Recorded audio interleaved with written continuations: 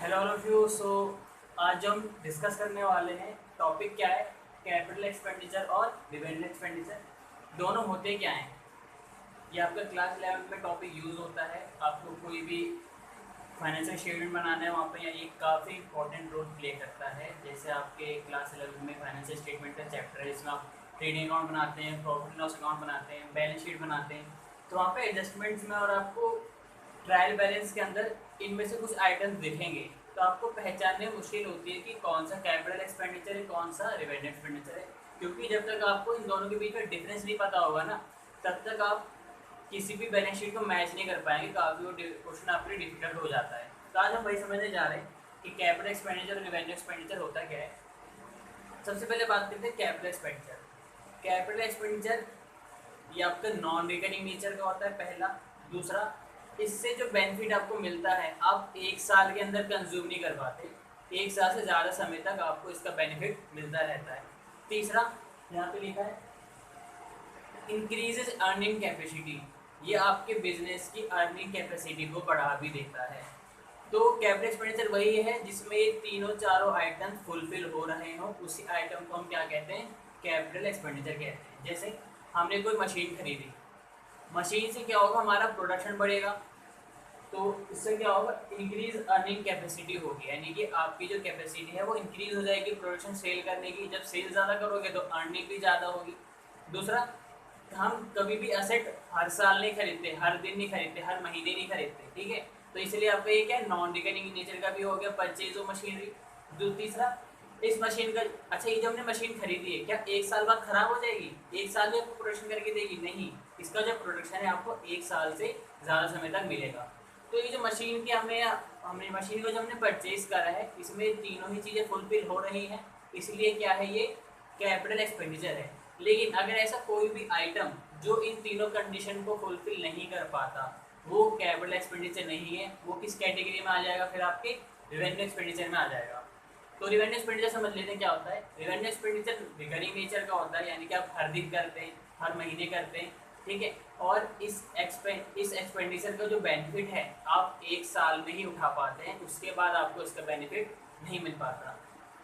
इससे आपकी जो अर्निंग कैपेसिटी इंक्रीज तो नहीं होती बट वो मेंटेन करके रखता है। जैसे मशीन खरीदने से, अगर हम एक्स्ट्रा मशीन खरीदेंगे तो एक्स्ट्रा प्रोडक्शन होगा, अर्निंग भी एक्स्ट्रा आएगी, तो वो कैपिटल एक्सपेंडिचर है। लेकिन जो मशीन पे काम करते हैं वर्कर्स, हम उनको वेजेस देते हैं। वर्कर्स भी तो सेल में एक इंपॉर्टेंट रोल प्ले करते हैं। तो वेजेस क्या है, सेल को मेंटेन करके रखते हैं। उससे क्या है, सेल इंक्रीज नहीं होगी वेजेस से। सेल इंक्रीज का कैसे होगी, मशीन को करने से। क्लियर है आपको?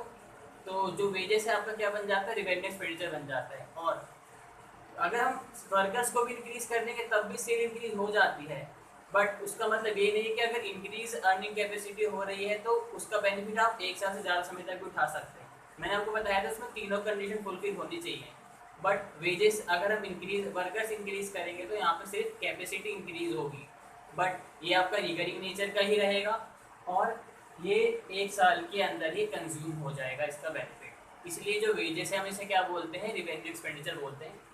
तो रिवेन्यू एक्सपेंडिचर की काफ़ी सारे एग्जांपल्स हैं। सैलरीज हो गया जो एम्प्लॉयज़ को हम देते हैं, रिपेयर एंड मेंटेनेंस हो गया, और भी जितने आपके डायरेक्ट और इनडायरेक्ट एक्सपेंस होते हैं वो क्या होते हैं, रिवेन्यू एक्सपेंडिचर होते हैं।